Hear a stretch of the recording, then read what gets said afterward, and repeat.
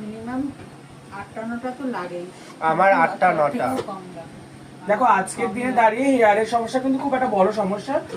কার মানে প্রত্যেকেরই চুল পড়ে যাচ্ছে, চুল ভেঙে যাচ্ছে, গোড়া দিয়ে চুলে যাচ্ছে, টাক বেরিয়ে যাচ্ছে।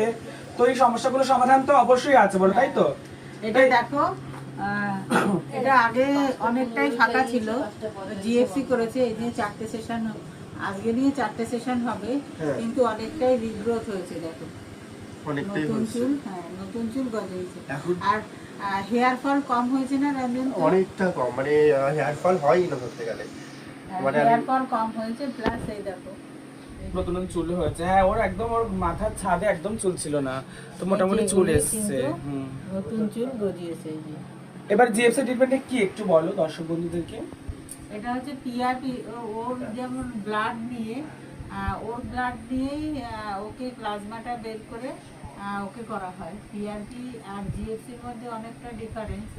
পিআরপিতে যদি গ্রোথ ফ্যাক্টর যতটা থাকে তার থেকে ডবল গ্রোথ ফ্যাক্টর থাকে জিএফসিতে, যার জন্য রেজাল্টটাও অনেক তাড়াতাড়ি কাজ করে। আর আমি যে জিএফসিটা করি ওটা এক্সোজোন প্লাস গ্রোথ ফ্যাক্টর দুটো একসঙ্গে, যার জন্য খুব তাড়াতাড়ি রেজাল্ট আসে। যাই হোক, ওর সত্যি সত্যি দেখো রঞ্জনের কিন্তু অনেক বড় একটা ছাদ ছিল, একটা বড় অ্যাপার্টমেন্ট ছিল, বাট অ্যাপার্টমেন্টটা ছোট হয়ে এখন কিন্তু এটা পুকুরে পরিণত হয়েছে। বাট এটা কিন্তু আরো ট্রিটমেন্টের মাধ্যমে কিন্তু আরো ঠিকঠাক হয়ে যাবে, তার জন্য জিএফসি ট্রিটমেন্ট। সবার দেখো, সবার কিন্তু বডি ফাংশন সমান না, যার জন্য অনেকের কম লাগতে পারে, অনেকের আবার বেশি লাগে, কিন্তু মিনিমাম এতটা পরিমাণে যেহেতু ফাঁকা, সেহেতু কিন্তু 10-12টা সেশনের আগে হয় না, কিন্তু তাই মাসে একটা, অনেক সময় কি হয় তার আগেও হয়ে যায়। সবার তো সমান না, কিন্তু এর হয়তো কমই লাগবে, অনেকটাই রিগ্রোথ হয়েছে আগের থেকে।